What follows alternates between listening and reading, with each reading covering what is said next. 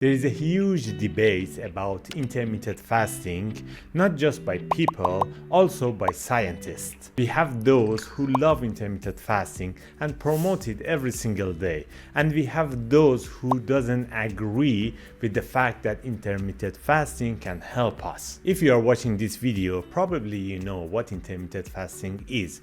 But once again, I'm gonna explain. Intermittent fasting is not eating for a specific period of time. It has different variation, and the most famous one is 16 hours not eating and 8 hours eating. Intermittent fasting is not a new concept, and we have doing it without even noticing it.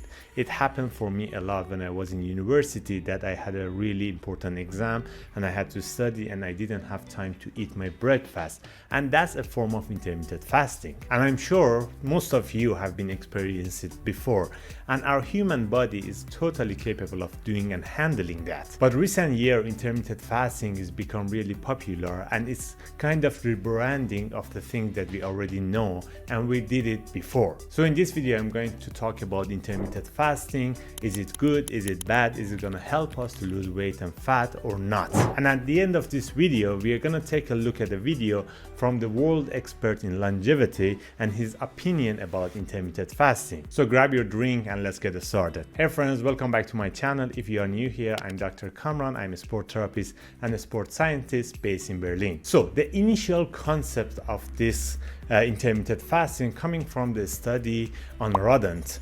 The scientists in that study tried to find the effect of fasting in rodents. What they have found was one group, which was the experimental group, ate just 8 hours in a day. So 16 hours no eating, 8 hours eating. And the group, which was the control group, they ate the whole day.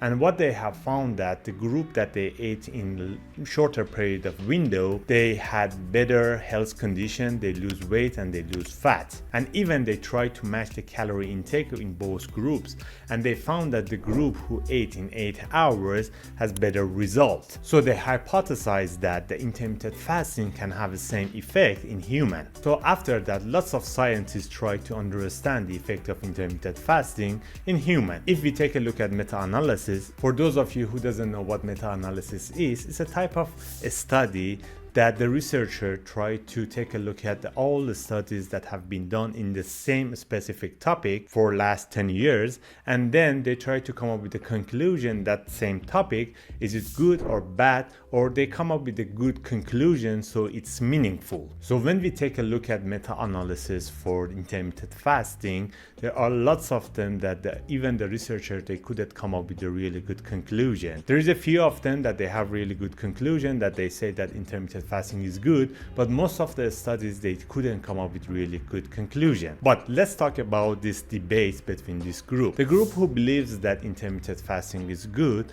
they believe that intermittent fasting can reduce fat, it can reduce our weight, it can help us to increase our growth hormone and also reduce the insulin level and insulin resistance, which these two can help you lose fat and increase your fat burning process. Also, they believe that intermittent fasting can reduce the inflammation within the body, it can clean up the waste from the cells, it can help us to think better, it can help us to have more energy, and the intermittent fasting has lots of benefits. Many of these claims have been approved in lab models and in animals, but not in human being.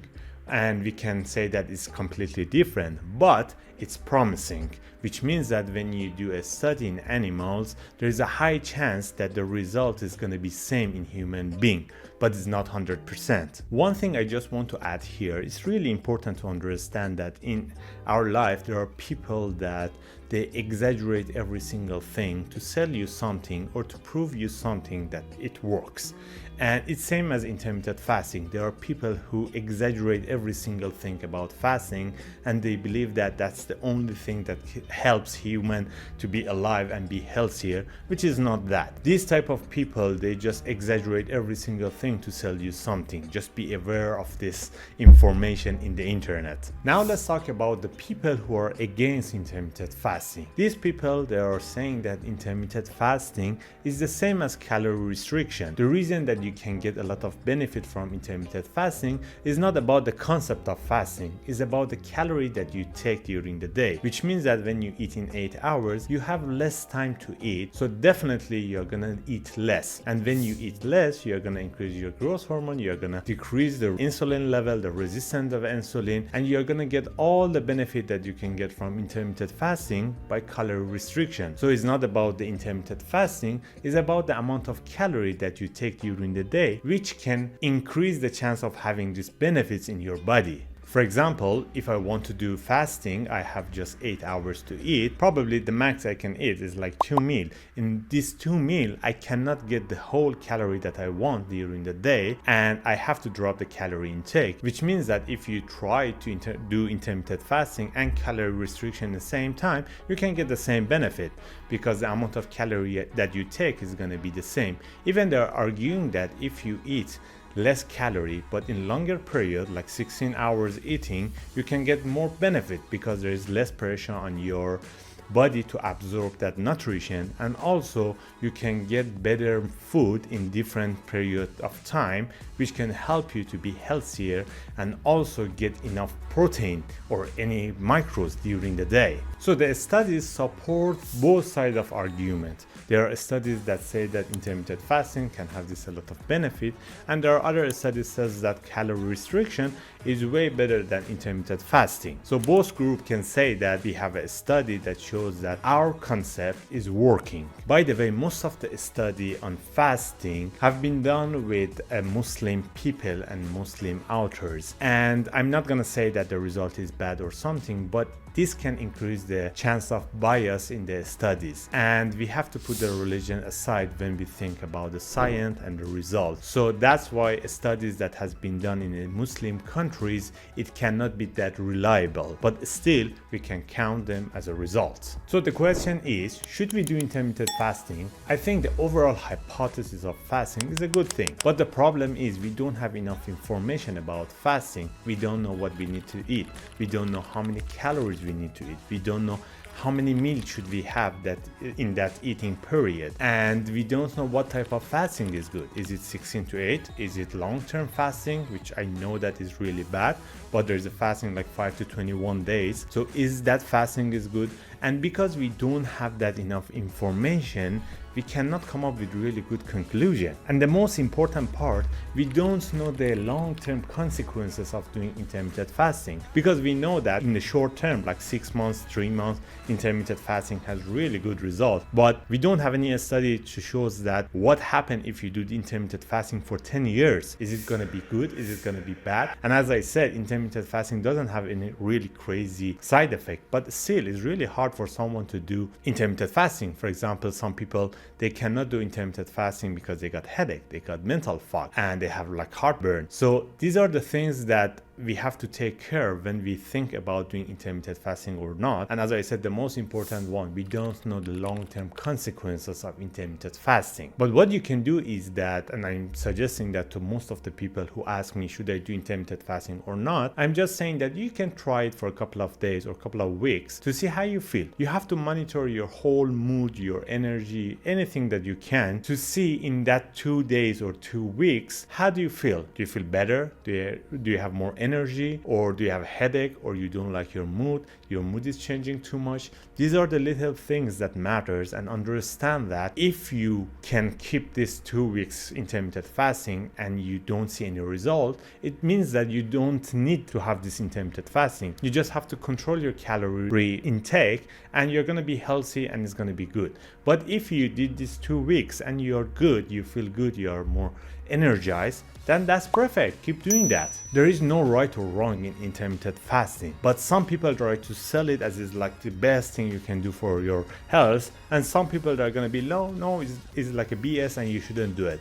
It's completely up to you and your body that you like it or not, and how your body responds to that intermittent fasting. For example, for me, I don't do intermittent fasting. I have tried it before for a couple of weeks and it wasn't good for me, and I don't do it right now for some reasons. First of all, I'm really taking care of my protein intake during the day, because as I believe the protein intake is the most important thing you can do, because I do exercise, I'm an active person, so I have to make sure that I take enough protein during the day. For my body, it's around 180 to 200 grams, and taking that 200 grams in 8 hours period is kind of impossible. That's why I don't do intermittent fasting, because I want to make sure that I can get enough protein. The second reason I don't do that is there's really amazing study that they show that eating breakfast can help you to live longer and healthier, and that's an amazing study. So because of that I believe that having breakfast is really important. I want to have the breakfast, and if I have a breakfast and then lunch and then dinner, so I cannot have this intermittent fasting. And the third thing is that after reading a lot of books and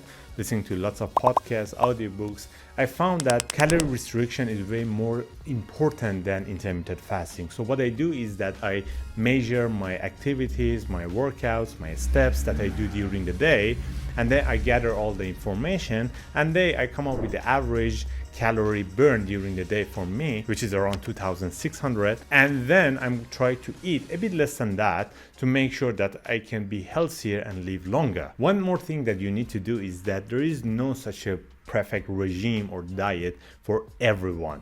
No, you have to try lots of things and see which one is more comfortable for you, and which one do you like more, and which one you can do it constantly. That's the most important thing. For me, having a proper food, eating my protein during the day is easy. I can do that, so I'm gonna stick on that. So for you, it depends on you. What kind of diet is more suitable for you? There is like huge variation of diet that you can follow. You just have to try a few of them and see which one works for you. Now let's listen to the world famous person in longevity, Dr. Peter Attia, and his opinion about intermittent fasting and longevity. I think most of the benefit of time restricted feeding is accrued through caloric restriction. So I've always been a little unsure of how much of the time restriction was exerting its benefit through factors that go beyond what is likely a reduced calorie intake in someone with a smaller feeding window. So in other words, was there something magical about not eating? So if you had an experiment that was done where people are going to eat 3,000 calories a day spread out over the course of 12 hours versus people that are going to eat 3,000 calories spread out over 6 hours, is there any difference between them? And I think the answer today is no.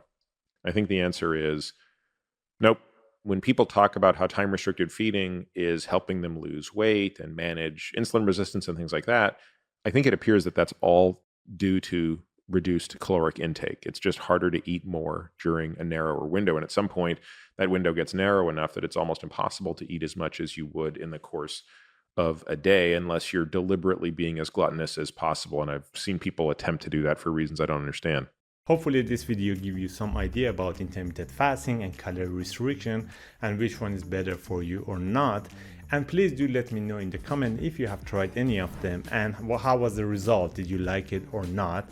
It's really nice to hear from you guys as well. Thank you for watching, and I'll catch you in the next one.